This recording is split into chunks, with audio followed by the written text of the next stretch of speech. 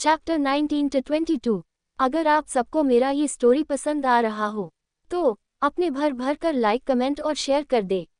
इसके साथ साथ मेरे चैनल MS नॉवल स्टोरी को सब्सक्राइब जरूर करें। ओह शिट, मैं ऐसा कैसे कर सकता हूँ? वो अभी बहुत छोटी है, ये गलत है, मैं उसके साथ ऐसा नहीं कर सकता। ये सब सोचते हुए यक्षांश एकदम से वहां से बिना आरजू से कुछ बोले वहां से चेंजिंग रूम में चला गया। वहीं कुछ सेकंड बाद आरजू अपनी आंखें खुली तो उसे वहां कहीं भी यक्षांश कहीं नहीं दिखा, जिससे उसकी आंखें नम हो गई। वो किसी तरह खुद को संभाल कर बेड पर से उठी और वहां से सीधे वॉशरूम में चली गई।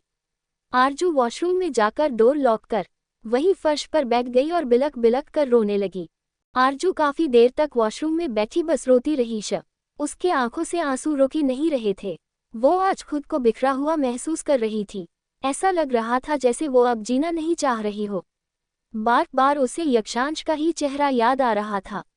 उसे यक्षांश का किस करना याद आ रहा था। वो अपने होठों पर यक्षांश की गर्म सांसों को अभी भी फील कर रही थी, पर यक्षांश का इस तरह से छोड़कर जाना, ये बात उसे चुभ रही थी। उसे बहुत दर्द हो रहा था। काफी देर तक वो उसी तरह वॉशरूम के फर्श पर बैठी रोती रही। फिर बड़ी मुश्किल से वो खुद को संभाल कर उठी और शॉवर लेकर वॉशरूम से बाहर आई तो यक्षांश अभी भी रूम में नहीं था। आरजू ने अपने बालों को ड्राई किया। इस वक्त वो एक येलो कलर के पटियाला सूट में थी। वो अपने बालों को ड्राई करके रूम से बाहर आ गई। डाइनिंग टेबल पर यक्षांश और अभिनव दोनों बैठे हुए थे। अभिनव आरजू को देखता है और वो जल्दी से बोला, स्लीपिंग ब्यूटी, तुम अभी आ रही हो? जल्दी आओ, हम कब से तुम्हारा ही वेट कर रहे हैं ब्रेकफास्ट के लिए। आरजू अपने होठों पर झूठी स्माइल लिए अभिनव के पास आई और वही उसके बगल में बैठ गई। वो एक बार भी अपने नजरें उठाकर ऊपर नहीं देख रही थी। वही यक्षांश की नजरें तो बार बार आरजू पर ही जा रही थी। उसके चेहरे को देखकर यक्षांश समझ गया था कि आरजू अभी कुछ देर पहले बहुत रोई है। उसे खुद पर ही गुस्सा आ रहा था कि उसने उसे मासूम सी बच्ची को इतना दर्द दे दिया है। उसका जब मन होता है उसके करीब चला जाता है और फिर उसे छोड़ देता है। वो ब्रेकफास्ट करके उठा और तुरंत अपना लैपटॉप बैग उठाकर वहां से जाने लगा। तभी अभिनव बोला, अरे रुक जाना, मैं अभी आ रहा हूँ।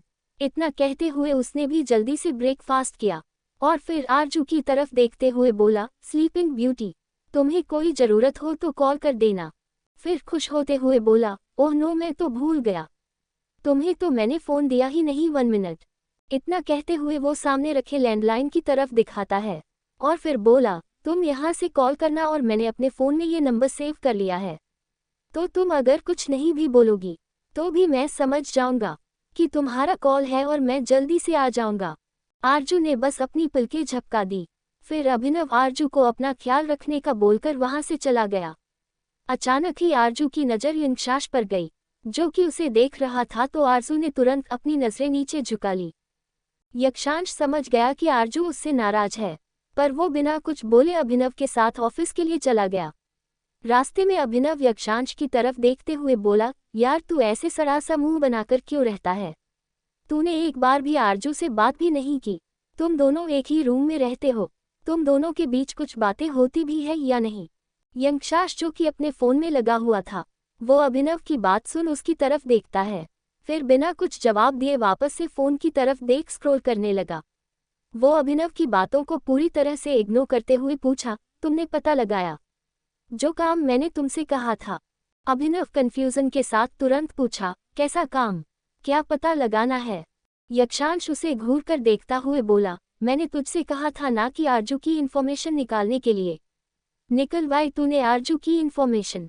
अभिनव अपने सिर पर मारते हुए बोला, वो मैं तो भूल गया था यार। चल मैं आज ही बोल देता हूँ, मैं अभी ही किसी से बोलकर उसकी इन्फॉर्मेशन निकालने के लिए कहता हूँ। पर तू ये बता, तू क्यों उसकी इन्फॉर्मेशन निकलवाने के पीछे पड़ा है?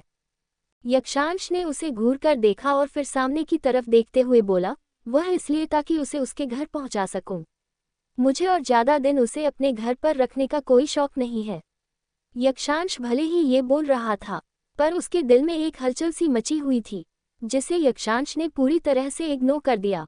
अभिनव यक्षांश की बात सुन गुस्से से बोला, बिल्कुल भी नहीं। उसकी हालत देखकर साफ पता चल रहा है कि उसके घर के लोग अच्छे नहीं हैं। उसे सब टॉर्चर करते हैं और मैं नहीं चाहता कि स्लीपिंग ब्यूटी फिर से उस टॉर्चर को सहे। और वैसे भी कितनी प्यारी है और मासूम है, तुझे उस पर जरा सी भी दया नहीं आती। एक तो बेचारी बोल नहीं सकती, उसी का सब फायदा उठाते हैं और हर वक्त उसे टॉर्चर करते हैं। अब तू भी इस तरह से उसे टॉर्चर ही कर रहा है। यक्षांश ने अभिनव की तरफ घूर कर देखा। हालांकि अभिनव की कही बातें सही थी। अभिनव यक्षांश को खुद की तरफ घूर कर देखते देख हड़बड़ा गया और उसे अपनी बदतशी दिखा दी, जिसे देख यक्षांश ने सिर हिलाया। फिर यक्षांश कुछ सोचते हुए बोला, पर वो यहाँ अकेले तो नहीं रह सकती ना। अभिनव यक्षांश की बात सुन तुरंत बोला, अकेले क्यों, हम दोनों उसके साथ रहते हैं। यक्षांश शांत भाव से बोला, नहीं, मुझे आज ही रावत मेंशन शिफ्ट होना है। कल दादी का कॉल आया था और उन्होंने कहा है कि मैं रावत मेंशन आ जाऊं, और तुम तो जानते हो मैं दादी की कही बातें नहीं टाल सकता। अभिनव जब ये सुनता है तो बोला, हाँ वो तो है, पर कोई ना, मैं उसके साथ रह जाऊंगा। तभी यक्षांश बोला, नहीं, तुझे भी मेरे साथ चलना होगा। अभिनव गुस्से से बोला, चुप रह, तू कोई छोटा बच्चा नहीं है जो मैं तेरा काम करता रहूं। वहां बहुत सारे सर्वेंट हैं, तू किसी से भी काम करवा सकता है, और दिन भर तो मैं तेरे साथ रहूंगा ही, लेकिन मैं इस तरह से स्लीपिंग ब्यूटी का अकेले नहीं छोड़ सकता। यक्षांश गुस्से से उसे घूरता है। हालांकि अभिनव सही बोल रहा था, पर यक्षांश अभिनव को आरजू के साथ नहीं छोड़ना चाहता था, क्योंकि वो जब जब आरजू और अभिनव को हंसकर बातें करते हुए देखता है तो उसे अंदर ही अंदर बहुत जलन होती थी। पर यक्षांश इस बात को मानने को भी तैयार नहीं था। यक्षांश अब कुछ नहीं बोला। तभी ड्राइवर ने कार ऑफिस के सामने आकर रोकी। दोनों ही कार से बाहर आए और लंबे कदमों के साथ ऑफिस की तरफ बढ़ गए। यक्षांश अपने केबिन में जाकर चेयर पर बैठ गया। वहीं उसके सामने वाले चेयर पर अभिनव बैठा हुआ था। अभिनव यक्षांश की तरफ देखते हुए बोला, तेरी आज 2 बजे एक इम्पॉर्टेंट मीटिंग है जो तुझे अटेंड करनी होगी। यक्षांश ये सुना तो बोला, ओके, मुझे उस मीटिंग से रिलेटेड सारी फाइल्स लाकर दे दो।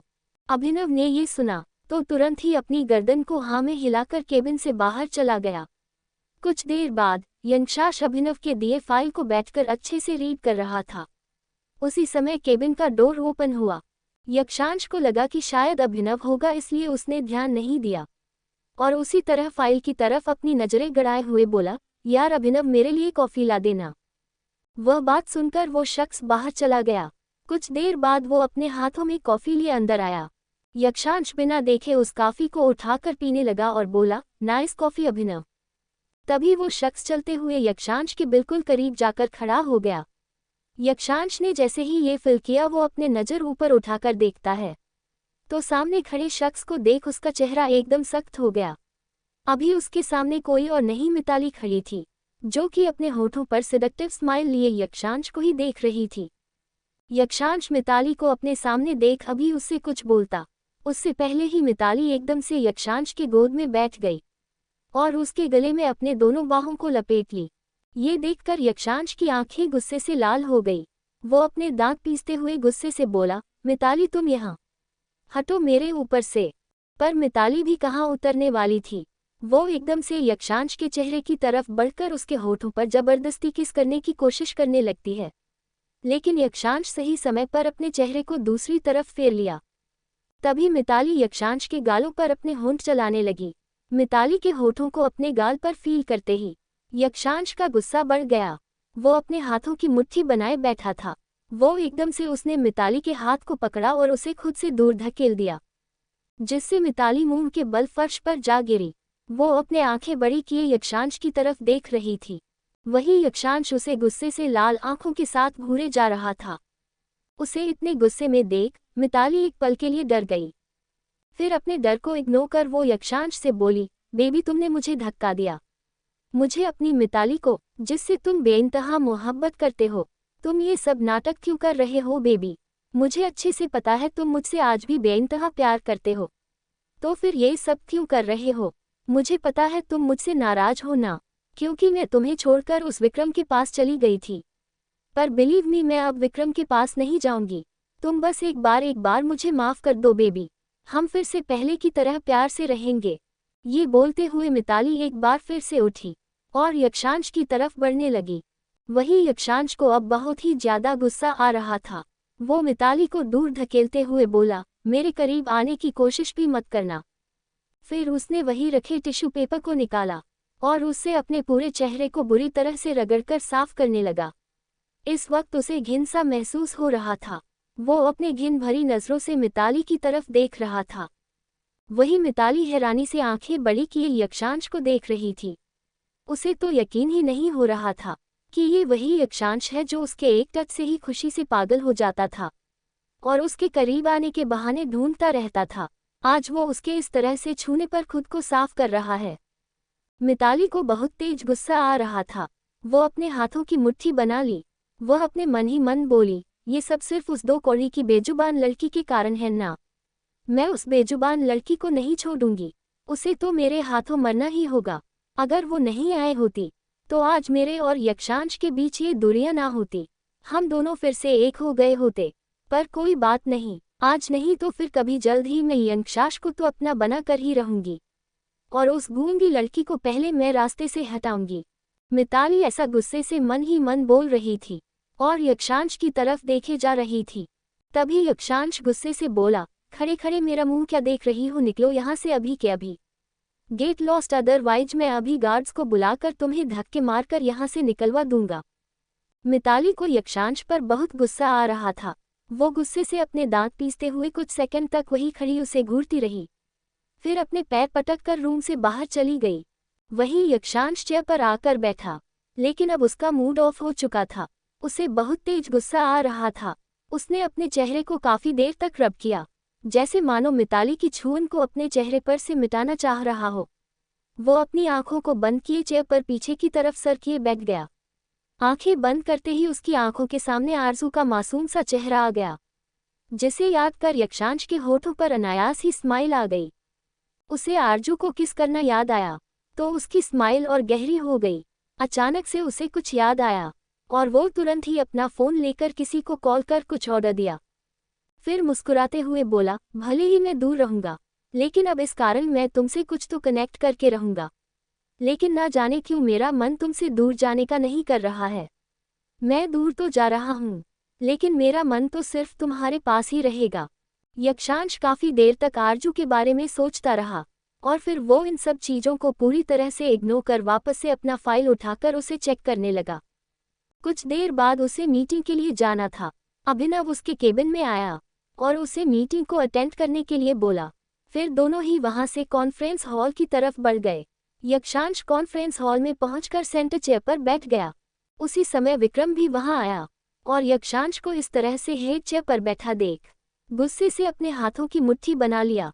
विक्रम के साथ साथ मिताली भी वहां आई थी और वह भी यक्षांश को गुस्से से देख रही थी। उसे गुस्सा इस बात का था कि यक्षांश ने उसे खुद से दूर धकेल दिया था। विक्रम और मिताली जैसे ही जाकर वहां बैठने वाले थे, तभी यक्षांश गुस्से से मिताली की तरफ घूर कर देखते हुए बोला, यहाँ पर एक्स्ट्रा पर्सन के लिए नो एंट्री है।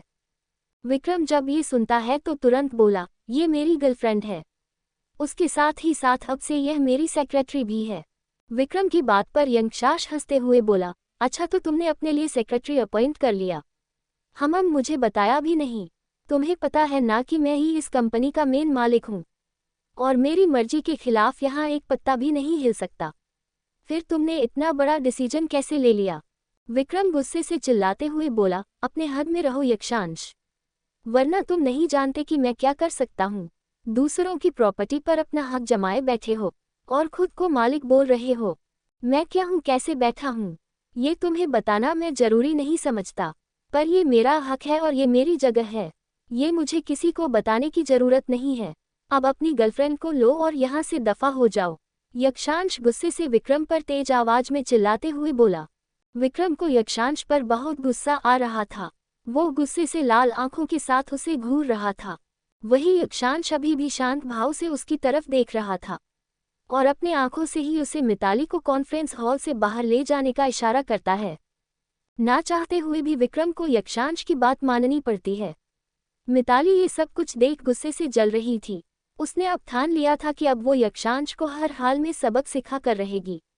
पहले तो वो यक्षांश को इस हद तक मजबूर कर देगी कि वो खुद उसके पैरों पर आकर गिराएगा और फिर वो उससे शादी करके इस पूरे अंपार की मालकिन बनेगी। मिताली अपनी दहकती हुई निगाहों से यक्षांश को देख रही थी। वही यक्षांश मिताली की तरफ देख भी नहीं रहा था, जैसे मानो उसे देखने का बिल्कुल भी मन ना हो। उसे घिन सी आ रही थी। उन दोनों के जाने के बाद कॉन्फ्रेंस हॉल में बिल्कुल शांति पसर जाती है। किसी की हिम्मत नहीं थी कि वो कुछ बोल सके, क्योंकि यक्षांश का चेहरे पर इस वक्त डार्क एक्सप्रेशन थे, जिसे देख वहां मौजूद सभी शांति से बैठे हुए थे और यक्षांश के ऑर्डर का इंतजार कर रहे थे। तभी यक्षांश की भारी आवाज सबके कानों में पड़ी, मीटिंग स्टार्ट करो। यक्षांश की बात सुनते ही वहां पर मीटिंग स्टार्ट हो जाती है। करीब 2 घंटे तक मीटिंग चलता है और मीटिंग खत्म होने के बाद यक्षांश सामने बैठे मिस्टर राठी से बोला, mister Rathi, I really like your presentation और मुझे खुशी होगी कि मैं आपके साथ इस प्रोजेक्ट पर काम करूं।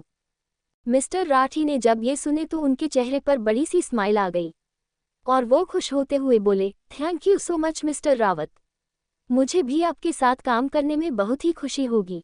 इतना कहते हुए दोनों ने हाथ मिलाया और फिर एक पेपर पर साइन करने के बाद सभी वहां से बाहर आ गए।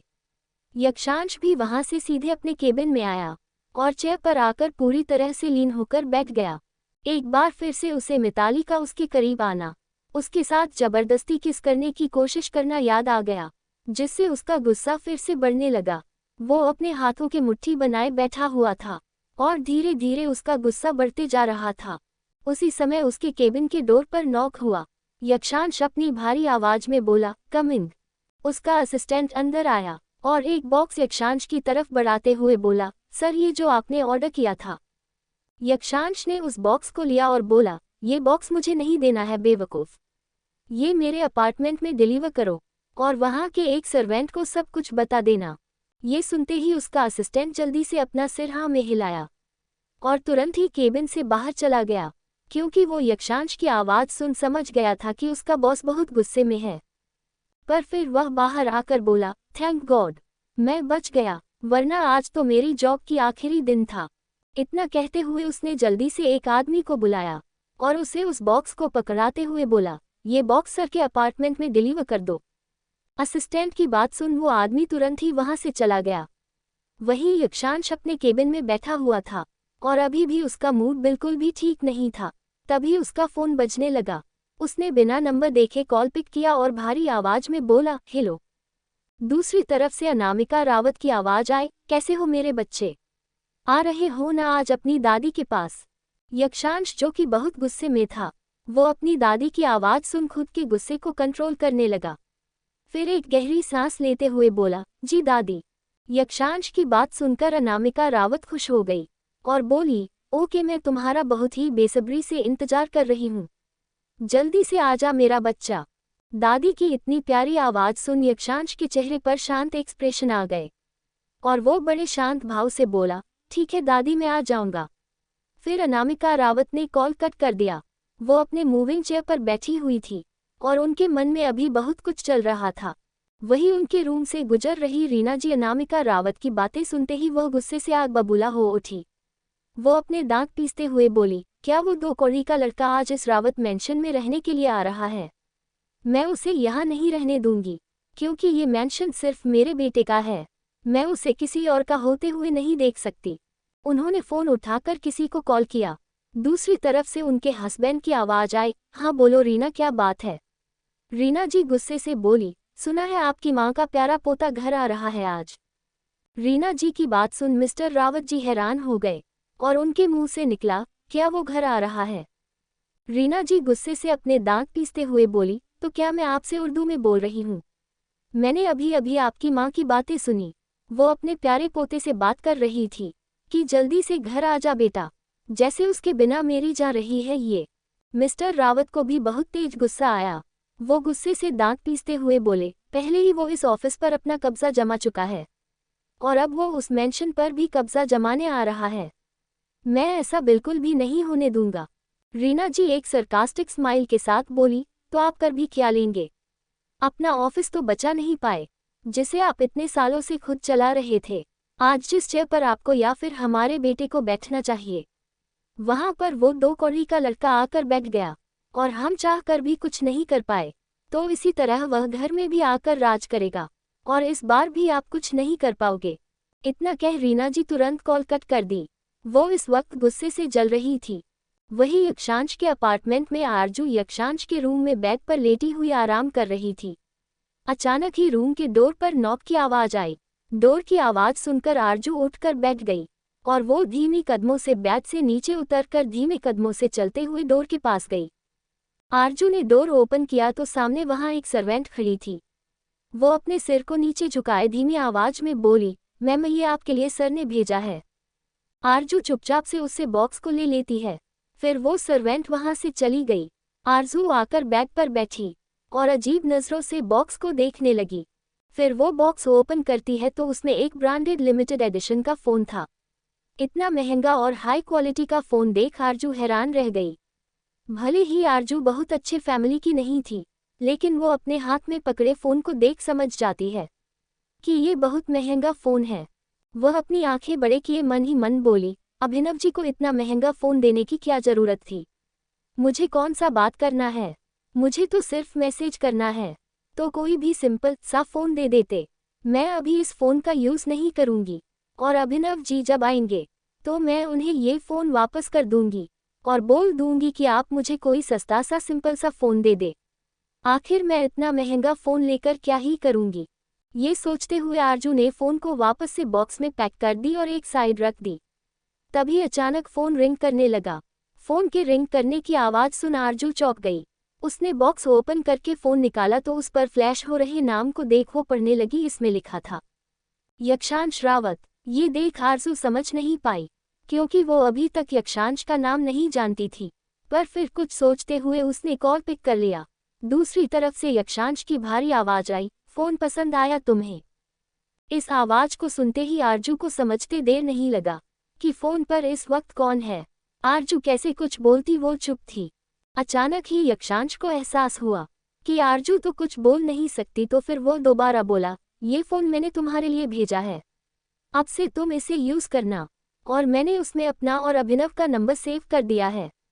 जब भी तुम्हें कुछ भी प्रॉब्लम हो तुम हम दोनों में से किसी को भी मैसेज कर सकती हो। आरजू जैसे जैसे यक्षांश की बातें सुन रही थी, उसकी हैरानी बढ़ती जा रही थी। उसे यकीन ही नहीं हो रहा था कि यक्षांश ने उसके लिए फ़ोन लिया है, पर वो ज़्यादा कुछ नहीं सोचती और यक्षांश की बातें सुनने लगती है। यक्षांश आगे बोलता है, मेरी बात तुम्हें समझ में आ गई है ना? चलो अब मैं फ़ोन रखता हूँ, कोई भी प्रॉब्लम हो तो तुम मैसेज कर देना। इतना कहकर यक्षांश ने कॉल कट कर दिया। वहीं आरजू हैरानी से अपने फ़ोन की तरफ देख रही थी। वो एक बार फिर से अपने मन ही मन सोचने लगी, ये देविल जी को क्या हो जाता है? ऐसे तो मुझ पर हर वक्त गुस्सा करते रहते हैं और जब जी चाहता है मेरे करीब आ जाते हैं, और आज इतना महंगा फ़ोन, वो भी मुझ जैसी अनजान लड़की को दे दिया। सच में ये पूरे पागल है क्या? तभी उस फ़ोन पर लिखे नाम याद आया और वह खुद से अपने मन में बोली, वह नाम क्या लिखा था मुझे समझ नहीं आया, एक बार फिर से ओपन करके देखती हूँ। आरजू फ़ोन ओपन करके उस पर लिखे नाम को पढ़ने लगती है। पूरा नाम पढ़ने के बाद वह अपने मन ही मन बोली, यक्षांश रावत। अच्छा, तो देविल जी का ये नाम है।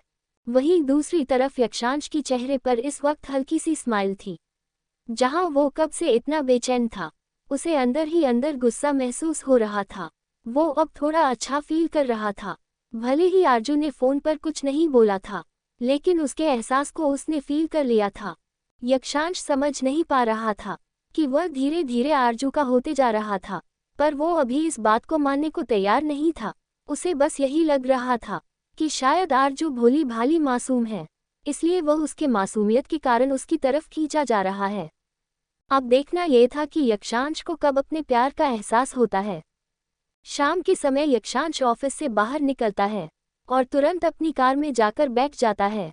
ड्राइवर कार को आगे बढ़ा देता है। यक्षांश ड्राइवर से अपनी भारी आवाज में बोलता है, कार को रावत मैंशन की तरफ मोड़ दो। ड्राइवर यक्षांश की बात सुनकर रावत मैंशन की तरफ कार घुमा देता है। वहीं अपार्टमेंट में बैठी आरजू यक्षांश के आने का वेट कर रही थी। उसने सोच लिया था कि एक बार वो यक्षांश का फ़ोन उसे लौटा देगी। अचानक ही कार के रुकने की आवाज़ सुन आरजू के होठों पर स्माइल आ जाती है। वो अपने मन ही मन बोली, जरूर मिस्टर देविल जी आ गए हैं। ये सोचते हुए वो रूम से बाहर आई। बाहर आकर वो देखती है तो सामने से अभिनव चलता हुआ आ रहा था। अभिनव को अकेले आते देख आरजू को थोड़ा अजीब लगा। अभिनव आया और आरजू के पास बैठते हुए बोला, कैसी हो स्लीपिंग ब्यूटी? दिन भर में मुझे कितना मिस किया। मुझे पता है तुमने मुझे बहुत मिस किया होगा, राइट? आरजू बस मुस्कुरा देती है, पर उसकी नज़रें अभी भी डोर की तरफ थी। अभिनव ने जब यह नोटिस किया तो वो बोला, अरे स्लीपिंग ब्यूटी, तुम्हारा हीरो यहाँ बैठा है और तुम किसे देख रही हो? आरजू तो जैसे उसकी बातों को सुनी नहीं। वही अभिनव आरजू के चेहरे के एक्सप्रेशन देख समझ चुका था। वह मन ही मन हंस रहा था, पर फिर वो थोड़ा सा आरजू को परेशान करते हुए बोला, अरे स्लीपिंग ब्यूटी, मैं यहाँ हूँ, मुझसे बात नहीं करना है क्या? जाओ, मैं तुमसे गुस्सा हो जाऊंगा। नहीं तो चलो ना, जल्दी से, मुझे भूख भी लगी है। चलो साथ में डिनर करते हैं। आरजू अभिनव से इशारे से पूछने लगी, आपका दोस्त कहाँ है? अभिनव इशारा तो समझ गया था, लेकिन फिर भी वो नाटक करते हुए बोला, क्या बोल रही हो तुम स्लीपिंग ब्यूटी? चलो ना जल्दी, मुझे बहुत तेज भूख लगी है। मेरे पेट में इस वक्त चूहे, बिल्ली, हाथी, घोड़े सब दौड़ रहे हैं। इससे पहले कि वह सब दौड़ते दौड़ते अपना दम तोड़ दे, मुझे जल्दी से कुछ खाने के लिए दे दो। अभिनव की ऐसी बचकानी बातें सुन आरजू को हंसी भी आ रही थी, साथ ही साथ वह थोड़ा गुस्सा भी हो रही थी, क्योंकि अभिनव जानबूझकर उसे परेशान कर रहा है। वो मुंह फुलाकर अपना चेहरा दूसरी तरफ घुमाकर बैठ गई। तभी अभिनव हंसते हुए बोला, अरे मेरी प्यारी स्लीपिंग ब्यूटी, अब बता भी दो कि तुम क्यों इतनी नाराज हो। कहीं तुम मेरे उस सडू अकडू एरोगेंट डेविल दोस्त के बारे में तो नहीं पूछ रही हो? जैसे ही आरजू ने ये सुना, वो तुरंत ही जल्दी जल्दी अपने गर्दन को हाँ में दिला देती है, और इस वक्त उसकी आंखों में चमक और होठों पर हल्की स्माइल भी थी, जिसे अभिनव नोटिस करता है। और वो आरजू के सिर पर हाथ रखते हुए बोलता है, अरे वो तो आज अपने घर चला गया, वो यहाँ नहीं आएगा। उसकी दादी ने उसे बुला लिया, इसलिए वो अपनी दादी से मिलने गया है, और अब से वो वही रहेगा। आरजू ने जब ये सुना तो उसका चेहरा उदास हो गया। उसे ना जाने क्यों अच्छा नहीं लग रहा था। तभी अभिनव उसका हाथ पकड़ा और बोला, अब स्लीपिंग ब्यूटी जल्दी चलो, इससे पहले कि तेज भूख के कारण मैं मर जाऊं। जल्दी से चलकर कुछ खा लेते हैं। इतना करते हुए अभिनव आरजू को पकड़कर अपने साथ डाइनिंग हॉल की तरफ चला गया, जहां एक तरफ आरजू का मन यक्षांश के बिना नहीं लग रहा था, वही हाल यक्षांश का भी था। वो कार में बैठा हुआ था और बार बार आरजू के बारे में सोचे जा रहा था। वो अपने ही सोच में घूम था कि अचानक ही एक झटके में कार रुकी। अचानक कार के रुकने से यक्षांश की नजरें कार के बाहर की तरफ गई। बाहर का नजारा देख यक्षांश की आंखें सर्द हो गई और उसके चेहरे के भाव बिल्कुल बदल गए। यक्षांश ने देखा तो सामने 4 बाइक वाले खड़े थे। उनके हाथ में हॉकी स्टिक था। वो सभी गुस्से से सामने कार की तरफ देख रहे थे। वही यक्षांश उन आदमियों को देख दांत पीसते हुए अपने ड्राइवर से बोला, इन सबको तुरंत ही सामने से हटाओ। ड्राइवर तुरंत अपना सिर हाँ में हिलाया और कार से बाहर आकर उन 4 बाइक वालों के पास जाकर बोला, सामने से हटो, हमारे सर को लेट हो रहा है। एक बाइक वाला ड्राइवर की तरफ देखते हुए बोले, इसीलिए तो रुके हैं, क्योंकि हम तेरे सर को जाने नहीं देना चाहते हैं। ड्राइवर को समझ नहीं पाया शक। वो दोबारा कुछ बोलता उससे पहले ही एक बाइक वाला अपने हॉकी से ड्राइवर के सर पर तेज से मारा, जिससे ड्राइवर की एक तेज चीख निकल गई। कार में बैठा यक्षांश ये देख गुस्से से तिलमिला उठा। वो एक नज़र चारों तरफ देखता है तो अभी वो सुनसान रोड पर खड़ा था। उसे समझने में देर नहीं लगी कि ये सब जरूर किसी ने करवाया है। वो कार का डोर ओपन करके बाहर आया और उन 4 बाइक वालों के पास जाकर बोला, ये क्या बदतमीजी है? बाइक वाले यक्षांश को देखते हैं और तुरंत बाइक से उतरकर बोले, ये बदतमीजी नहीं, हम तो यहाँ तेरे स्वागत के लिए खड़े हैं। यक्षांश का चेहरा कठोर हो गया। तभी एक दूसरे बाइक वाला बोला, अरे क्या हुआ? सुना है नया नया अमीर बना है। हमें जैसे ही खबर मिली कि तेरी लॉटरी लग गई है और करोड़ों की प्रॉपर्टी तेरे नाम हो गई, तो हम तेरे पास आ गए कि थोड़ी तेरे साथ सेल्फी खिंचवा ले। यक्षांश अभी अपने पेंट के पॉकेट में दोनों हाथ डाले बड़े ही स्टाइल से खड़ा था। वो अपने लाल आंखों के साथ उन बाइक वालों को घूर रहा था। एक बाइक वाले ने यक्षांश को ऐसे खड़ा देख अपने हाथ में पकड़े हॉकी स्टिक से यक्षांश पर हमला कर दिया। यक्षांश ने तुरंत फुर्ती दिखाते हुए एकदम से उसकी स्टिक को पकड़कर गोल घुमा दिया, जिससे उसका हाथ बुरी तरह मुड़ गया और उस बाइक वाले की दर्दनाक चीख निकल गई। वही बाकी के बाइक वाला भी जैसे ही आगे बढ़े, यक्षांश ने उसके भी स्टिक को पकड़कर घुमा दिया और दोनों को ही एकदम से रोड पर गिरा दिया। वो चारों मुंह के बल नीचे गिरे हुए थे। यक्षांश एक बाइक वाले के ही सीने पर अपने पैर को रख उसे दबाते हुए बोला, बता किसने तुम दोनों को यहाँ भेजा था? वो बाइक वाला चिल्लाते हुए बोला, छोड़ो मुझे। यक्षांश अपने एक पैर से उन्हें कीक मारते हुए बोला, बता मुझे मारने के तुम सबको किसने भेजा था? एक बाइक वाला डरते हुए बोला, छोड़ दो हम जा रहे हैं। हम तो बस छोटे मोटे चोर हैं और यहाँ पर ऐसे ही रास्ते में लोगों को लूटते हैं। यक्षांश ने ये सुना तो वहीं पड़े एक हॉकी स्टिक से उन चारों के ही हाथ और पैरों पर तेज तेज मारने लग गया, जिससे उनकी चीखने की तेज तेज आवाजें निकलने लगी। वो चिल्ला रहे थे। यक्षांश ने कई बार उन्हें मारा, जिससे वो अधमरी हालत में पहुंच गए। फिर उसने उन्हें रोड के दूसरे साइड धकेल दिया। वो दोनों अब तक बेहोश हो गए थे। यक्षांश उन दोनों को ऐसे दर्द से बेहाल तड़पते हुए देख बड़बड़ाया, उफ कैसे झंडू गुंडे भेजा था मुझसे लड़ने के लिए। यक्षांश ने अपने हाथों और पैरों को झाड़ा और फिर अपने बालों में हाथ फिराया। फिर जैसे ही वो कार की तरफ जाने लगा, अचानक ही फोन के रिंग करने की आवाज सुन उसके कदम रुक गए। उसकी नज़र रोड पर गिरे फोन पर गई। फोन को देखते ही वो समझ गया कि इन दोनों गुंडों में से ही किसी का फोन है। उसने तुरंत फोन उठाकर कॉल पिक किया। दूसरी तरफ से किसी शख्स के आदमी की आवाज आई, क्या हुआ? काम हुआ कि नहीं? उस यक्षांश को रास्ते से हटाया या नहीं? आज के आज काम हो जाना चाहिए। वो किसी भी हाल में रावत मेंशन नहीं पहुंचना चाहिए। यक्षांश जब ये सुना तो उसकी आंखें गुस्से से लाल हो गई और उसका चेहरा सख्त हो गया। वो अपने कोल्ड वॉइस में बोला, काम तो तमाम हो गया है, पर मेरा नहीं, तेरे इन भाड़े के टिट्टुओं का। बड़े कमजोर निकले सब। अरे मुझे मरवाना ही था तो थोड़े स्टैंडर्ड के आदमी भेजते। ये सुन दूसरे साइड से जो आदमी था वो बोला, कौन बोल रहा है? कौन बोल रहा है? भीमा तुम बोल रहे हो?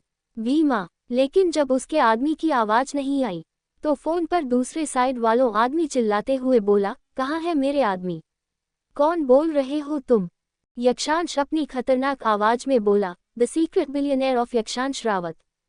इतना कहते हुए उसने तुरंत ही कॉल कट किया और फोन को दूसरी साइड फेंक दिया। फिर तुरंत ड्राइवर के पास गया, जो कि जख्मी हालत में रोड पर पड़ा हुआ था। उसने धीरे से ड्राइवर को उठाया। ड्राइवर अपने सिर पर हाथ रख दर्द से कराहते हुए उठा और यक्षांश उसे कार में बैक सीट पर ले जाकर लिटा दिया। फिर वो तुरंत ड्राइविंग सीट पर जाकर बैठ गया और कार को आगे बढ़ा दिया। सबसे पहले यक्षांश ने ड्राइवर को हॉस्पिटल में एडमिट किया। उसके बाद उसने वापस से कार को रावत मेंशन की तरफ मोड़ लिया। रावत मेंशन में अपने रूम में बैठी अनामिका जी अपने पोते की बड़ी ही बेसब्री से इंतजार कर रही थी। वहीं रीना जी अपने हस्बैंड की तरफ देखते हुए बोली, क्या हुआ, काम हुआ कि नहीं? रीना जी के हस्बैंड बोले, मैंने तो पैसे भी दे दिए हैं और मुझे पूरा यकीन है कि वह आदमी अपना काम जरूर कर देगा। ये सुन रीना जी के होठों पर कुटिल मुस्कान आ गई।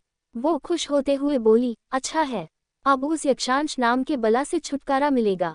सभी आकर डाइनिंग टेबल में बैठ गए, पर अनामिका रावत अभी भी गेट की तरफ देख रही थी। चिल्लाते हुए वो अपने पोते का राह देख रही थी। उन्होंने सोच लिया था कि उनका पोता आएगा तभी वो डिनर करेगी। वही रीना जी अनामिका रावत की तरफ देख रही थी और अपने मन ही मन बोली, माँ जी आप चाहे कितना भी इंतजार कर लीजिए, पर अब आपका पोता कभी नहीं आने वाला। फिर कुछ सोचते हुए अनामिका जी से बोली, माँ जी आखिर आप कब तक इस तरह से यक्षांश का इंतजार करेगी?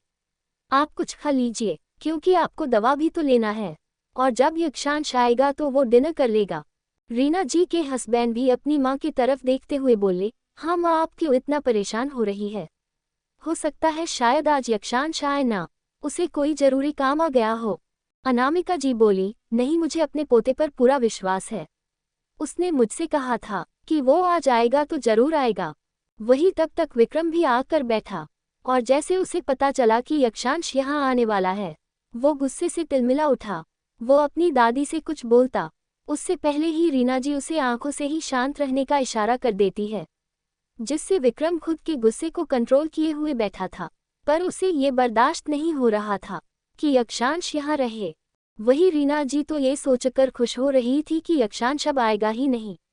रीना जी एक बार फिर से अनामिका जी को एक बार फिर से समझाते हुए बोली, माँ जी बुरा मत मानिएगा, पर आपको नहीं लगता कि आप हम लोगों को से ज़्यादा उस कल के आए लड़के पर इतना विश्वास करती हैं और आप उसका इस तरह से इंतजार कर रही है? क्या हम लोग आपके लिए मायने नहीं रखते? अनामिका जी गुस्से से बोली, वो कोई गैर नहीं है और ना ही कोई आम लड़का है। वो मेरा पोता है, मेरी जान बसती है उसमें। तो भला मैं उसका इंतजार नहीं करूंगी तो किसका करूंगी? और अब मुझे तुम लोगों की कोई बात नहीं सुननी। रीना जी मन में बोली, हाँ हाँ बुढ़िया, इंतजार कर ले जितना भी तुझे करना है, पर तेरा पोता तो अब आने से रहा। ये कहते हुए वो तिरछा मुस्कुरा दी। तभी अनामिका जी की आंखों में चमक आ गई और उनके मुंह से निकला, यक्षांश बेटा। इस आवाज को सुनते ही रीना जी के कान खड़े हो गए। उनकी भी नजर गेट की तरफ गई, जहां से यक्षांश बड़े रौबदार तरीके से चलता हुआ आ रहा था। अपने लंबे लंबे कदमों के साथ चलते हुए यक्षांश अनामिका जी के पास आया और उनका पैर छू लिया। अनामिका जी अपने पोते को देख बहुत ही ज्यादा खुश हो गई। वो यक्षांश के सिर पर अपना हाथ रखकर बोली, खुश रहो मेरा बच्चा। इतना कहते हुए वो एकदम से यक्षांश को अपने गले से लगाकर बोली, कहाँ रह गया था मेरा बच्चा? इतना लेट कैसे हो गया? यक्षांश एक नज़र वही डाइनिंग टेबल पर बैठी रीना जी, उनके हस्बैंड और विक्रम की तरफ देखता और फिर अपनी दादी की तरफ देखते हुए बोला, कुछ नहीं दादी, वो कुछ जरूरी काम आ गया था। अनामिका जी सुनी तो बोली, कोई बात नहीं, चलो आ जाओ, आकर हमारे साथ डिनर कर लो। यक्षांश पहले गया और अपना हैंड वॉश किया और फिर आकर वही डाइनिंग टेबल पर अनामिका जी के बगल वाली चेयर पर आकर बैठ गया। वो एक नज़र घूरकर अपने बगल में बैठे विक्रम और रीना जी के हस्बैंड को देखता है। रीना जी यक्षांश की तीखी नज़रों को खुद पर महसूस कर डर से कांप उठी। वो अपने मन ही मन बोली, ये यहाँ कैसे आ गया? इसे तो अब तक मर जाना चाहिए था ना, फिर ये कैसे जिंदा बचकर आ गया? ये बोलते हुए वह अपने हस्बैंड की तरफ घूर कर देखती है तो उनके हस्बैंड भी खुद हैरान थे। वही विक्रम तो खून का घुट पिए वहां बैठा हुआ था। उसे तो बिल्कुल बर्दाश्त नहीं हो रहा था कि यक्षांश उसके बराबरी से बैठा हुआ है। जिस लड़के को वो हमेशा बेइज्जत करने का एक मौका भी नहीं छोड़ता था, जिसे वो हमेशा नीचा दिखाता था, आज वही लड़का उसके बराबरी में बैठा हुआ है। ये बात विक्रम को बर्दाश्त नहीं हो रहा था। उसका खून खौल रहा था, पर वो अभी कुछ कर भी नहीं सकता था, क्योंकि रीना जी बार बार विक्रम को आंखों से शांत रहने का इशारा कर रही थी। सभी ने जब डाइनिंग टेबल की तरफ देखा तो वहां रखे सारा खाना को देख रीना जी बोली, मम्मी जी आपने ये क्या क्या डिश बनवाया है? हमें तो ये सब नहीं पसंद। अनामिका जी बोली, मैंने ये सब अपने पोते की पसंद का बनाया है। यक्षांश जब वहां रखे खाने की तरफ देखता है तो उसकी आंखों में एक चमक आ गई और होठों पर मुस्कान। वो अपनी दादी की तरफ मुस्कुराते हुए देखता है। अनामिका जी बोली, क्या हुआ बच्चा, अच्छा नहीं लगा ये सब डिश? यक्षांश एक हल्की स्माइल के साथ बोला, बहुत अच्छे हैं दादी। अनामिका जी ये सुनती है तो अपने हाथों से अपने पोते को खाना सर्व करने लगी। यक्षांश रोकने लगा, नहीं दादी मैं खुद से सर्व कर लूंगा। लेकिन अनामिका जी उसे डांटती है और खुद से उसे खाना सर्व कर अपने हाथों से उसे खिलाने लगी। अनामिका जी का इतना प्यार देख यक्षांश की आंखें हल्की नम हो गई, पर उसने अपने आंसुओं को आंखों से बाहर नहीं आने दिया। वही ये सब कुछ रीना जी, उनके हस्बैंड और विक्रम गुस्से से घूरते हुए देख रहे थे। कुछ देर में सभी डिनर करके अपने अपने रूम में चले गए। अनामिका जी ने यक्षांश का रूम भी रेडी करवा दिया था, जो कि बिल्कुल डिफरेंट था। जब रीना जी और विक्रम को इस बारे में पता चला तो वो दोनों माँ बेटे गुस्से से बौखल हो उठे थे। जिस रूम को वो पाना चाहते थे वही रूम आज यक्षांश को दे दिया गया था। यक्षांश को किसी और का नहीं, उसके डैड अभिमन्यु का रूम दिया गया था, जो कि सभी रूम से बड़ा और खूबसूरत था। यक्षांश रूम में आया और डोर को लॉक कर बेड पर आकर लेट गया। बेड पर लेटते ही उसकी आंखों के सामने आरजू का चेहरा आ गया। उसे आरजू की बहुत याद आ रही थी। वही आरजू भी अपार्टमेंट में यक्षांश के रूम में बेड पर लेटी हुई थी और उसे भी यक्षांश की याद आ रही थी। दोनों की आंखों से नींद गायब थे। दोनों ही बेड पर लेटे हुए इधर से उधर करवटें बदल रहे थे। यक्षांश से जब अब और रहा नहीं गया तो उसने अपना फोन लिया और आरजू को कॉल कर दिया। आरजू जो कि सोने की कोशिश कर रही थी, अचानक फोन के रिंग करने से उसका ध्यान फोन पर गया। वो जल्दी से फोन को चेक करती है तो उस पर यक्षांश का नाम देख आरजू की आंखों में चमक और होठों पर स्माइल आ गई। वो झट से कॉल पिक कर ली। कॉल पिक होते ही यक्षांश ने कुछ ऐसा कहा जिसे सुनकर आरजू का मुंह बन गया। कॉल पिक होते ही यक्षांश की आवाज उसके कानों में गए। वो अपने भारी आवाज में बोला, तुम अभी तक सोई नहीं? इतनी रात तक कौन जागता है। अब आरजू क्या ही बोलती। आरजू के कुछ न बोलने पर यक्षांश एक बार अपने भारी आवाज में बोला, तुमने सुना नहीं अभी मैंने तुमसे क्या पूछा? अब बोल क्यों नहीं रही? अब आरजू उदास हो गई। अचानक ही यक्षांश को याद आया कि उसने कॉल करके गलती किया, क्योंकि आरजू तो बोल ही नहीं सकती है और वो उसके ना बोलने पर उस पर गुस्सा कर रहा है। वही आरजू का मुंह बना हुआ था। तभी यक्षांश कुछ सोचते हुए बोला, डिनर किया? आरजू अपने हाथ में पहने कड़े को फोन पर बजाने लगी, जिसे समझकर यक्षांश के होठों पर अचानक ही स्माइल आ गई और वो बोला, अभिनव ने तुम्हें ज्यादा तंग तो नहीं किया? यक्षांश की बात सुन एक बार फिर से आरजू अपने कड़े को फोन पर बजाई, जिसे सुन यक्षांश की स्माइल और बड़ी हो गई। कुछ देर ऐसे ही बात करने के बाद यक्षांश ने कॉल कट कर दिया। इधर आरजू भी कॉल कट होने के बाद बेड पर सोने की कोशिश करने लगी, पर उसे नींद नहीं आ रही थी। काफी देर तक इधर उधर करवटें बदलने के बाद आखिरकार आरजू को नींद आ गई और वो सो गई। पर यक्षांश की तो नींद उड़ी हुई थी। वहीं दूसरी तरफ आरजू एक पिलो को अपने हाथों में जकड़े किसी छोटे बच्चों की तरह सो रही थी। उसी समय उसके रूम के बाहर बालकनी में किसी ने दस्तक दिया। एक लंबी चौड़ी आकृति तेज से बालकनी में छलांग लगाई और धीरे से बालकनी का डोर ओपन कर रूम के अंदर आ गया। उस इंसान ने ब्लैक कलर का हुडी पहन रखा था और उसके चेहरे पर ब्लैक कलर का मास्क लगा था। वह इंसान बेड पर सो रही आरजू की तरफ बढ़ गया।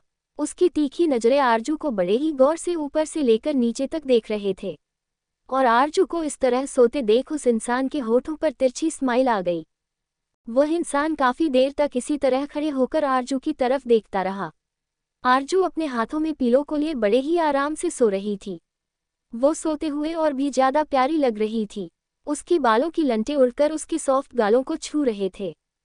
उसके मासूम चेहरे को देखकर उस इंसान की आंखों में चमक आ गई और होठों पर एक तिरछी स्माइल। वह कुछ देर तक उसी तरह खड़े रहकर आरजू के खूबसूरती को निहारता रहा और फिर चलते हुए वह आरजू के बेड के बिल्कुल पास पहुंच गया। फिर वह धीरे से बेड पर बैठ गया। उस इंसान ने धीरे से अपने हाथ को आगे बढ़ाया और आरजू के चेहरे पर आए बालों की लटों को कान के पीछे कर दिया, जिससे आरजू नींद में ही बस मुस्कुरा देती है। आरजू को मुस्कुराते देख उस इंसान के होठों की स्माइल गहरी हो गई। वह अपने मन ही मन बोला, सच में स्लीपिंग ब्यूटी, तुम सोते हुए हेवन क्वीन की तरह लगती हो। देखो तो तुमने मुझे कितना पागल कर दिया कि मैं तुम्हारे बिना एक रात भी नहीं रह पाया और इस तरह से अपने घर में ही आज मुझे चोरों की तरह तुमसे मिलने के लिए आना पड़ा। जी हाँ, अब तो आप लोग समझ ही गए होंगे कि ये इंसान कौन है। ये इंसान कोई और नहीं यक्षांश रावत है। 1 घंटे पहले यक्षांश, जो कि अपने रूम में बेड पर इधर से उधर करवटें बदल रहा था, उसे नींद नहीं आ रही थी। उसे बार बार आरजू की यादें सता रही थी। ऐसा नहीं था कि वह आरजू के साथ हर रात रहता था, लेकिन एक ही रूम में रहने के कारण उसे अब आरजू की आदत हो गई थी। वो आरजू को देखे बिना सो नहीं पा रहा था। ऐसा लग रहा था जैसे आरजू के बिना उसकी सारी सुकून और चैन छिन गए हैं। उसकी बेचैनी जब हद से ज्यादा बढ़ गई तो वह एकदम से बेड पर से उठा और खुद से ही बोला, स्लीपिंग ब्यूटी, लगता है मैं तुम्हारे बिना नहीं रह पाऊंगा। मुझे तुम्हारे पास आना ही होगा। मुझे नहीं पता ऐसा क्यों हो रहा है, पर मुझे ये सब अच्छा भी लग रहा है। जो सुकून, जो शांति, जो एहसास मुझे तुम्हारे साथ होता है, वो मुझे कभी किसी के साथ नहीं हुआ, यहाँ तक कि उस मिताली के साथ भी नहीं। मुझे ऐसा क्यों लगता है कि अगर तुम पहले मिली होती तो मेरी लाइफ आज कुछ और ही होती, पर अभी मेरे बेचैन दिल को सुकून चाहिए और इसके लिए मैं आ रहा हूँ तुम्हारे पास। इतना कहते हुए ये यक्षांश ने तुरंत ही वार्डरोब से एक ब्लैक कलर की हुडी निकाला और उसे पहनकर रूम से बाहर आया। वह इधर उधर अपनी नजरें घूम कर देखता है तो सभी इस वक्त सो रहे थे और चारों तरफ अंधेरा था।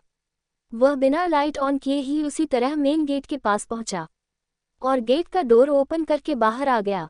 वो अपने कार में बैठा और तेजी से कार को आगे बढ़ा दिया। यक्षांश इतनी स्पीड में कार चला रहा था कि जैसे वह अब एक पल भी आरजू के बिना नहीं रह सकता। वो आरजू से दूरी बर्दाश्त नहीं कर पा रहा था। स्पीड में कार चलाने के कारण 1 घंटे के सफर को उसने 30 मिनट में ही कंप्लीट कर लिया। उसने अपने अपार्टमेंट के सामने ही कार को रोका, फिर तुरंत कार का डोर ओपन करके बाहर आया। वह अपार्टमेंट के पास आकर सोचने लगा कि रूम के डोर पर नॉक करे या नहीं।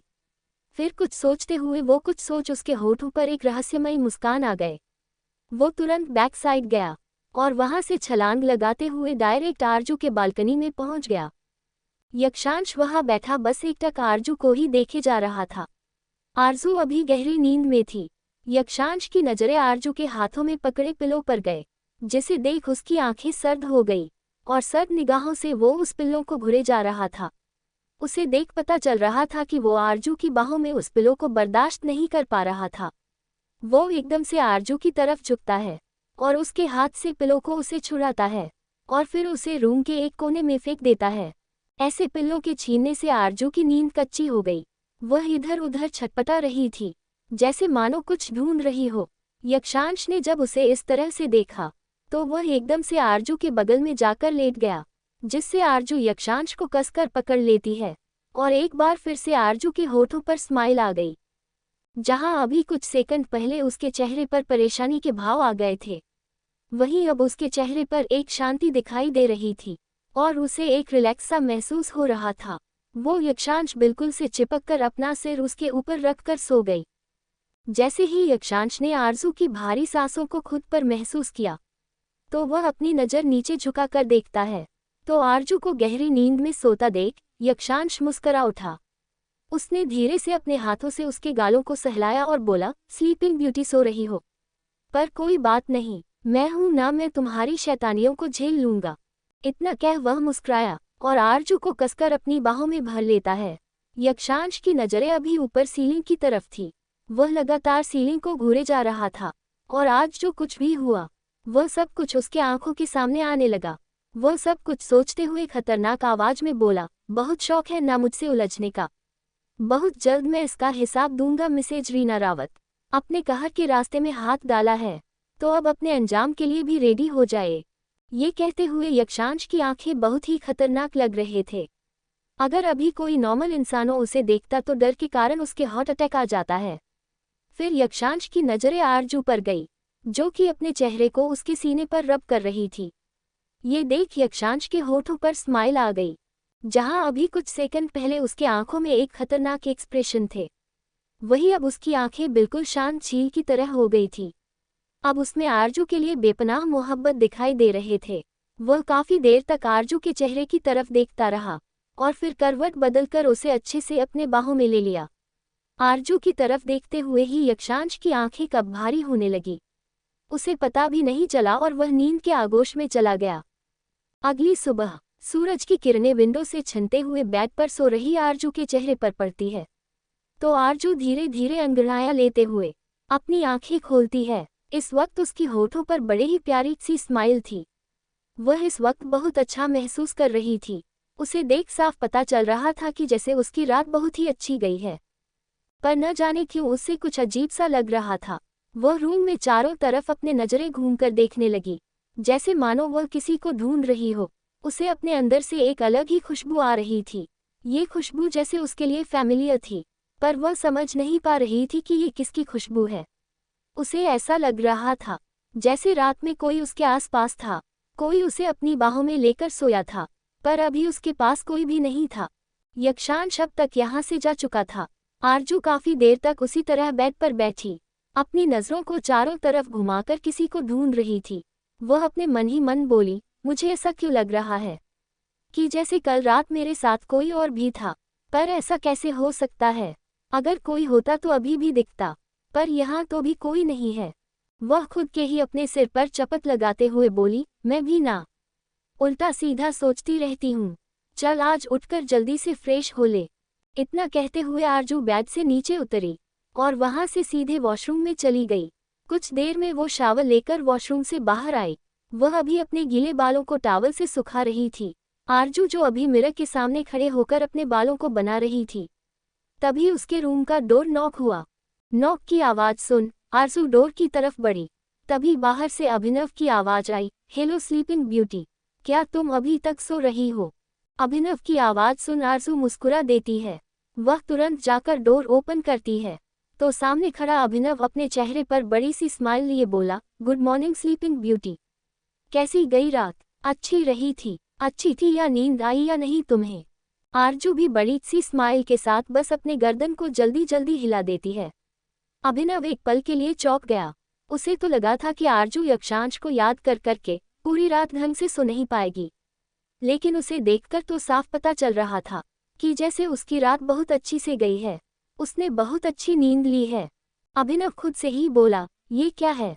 जहां तक मैंने कल देखा था स्लीपिंग ब्यूटी को, वह तो मेरे यार के लिए इतनी परेशान थी, और अभी तो वह कितनी फ्रेश लग रही है, और उसके चेहरे पर स्माइल भी है, मतलब कि जैसे उसकी नींद बहुत अच्छी गई है। पर ऐसा कैसे हो सकता है? अभिनव अपने ही सोच में घूम था। तभी आरजू उसके हाथ पर अपने हाथ रख उसे हिलाने लगी, जिससे अभिनव अपनी सोच से बाहर आया और आरजू की तरफ देख मुस्कुराते हुए बोला, अगर तुम फ्रेश हो गई हो तो जल्दी से बाहर आओ, हम लोग साथ में ब्रेकफास्ट करते हैं, मुझे ऑफिस भी निकलना है। आरजू बस अपने पलके झपका देती है और अपने हाथों से 2 उंगलियां दिखाते हुए बोली, जैसे मानो कह रही हो कि मैं 2 मिनट में आती हूँ।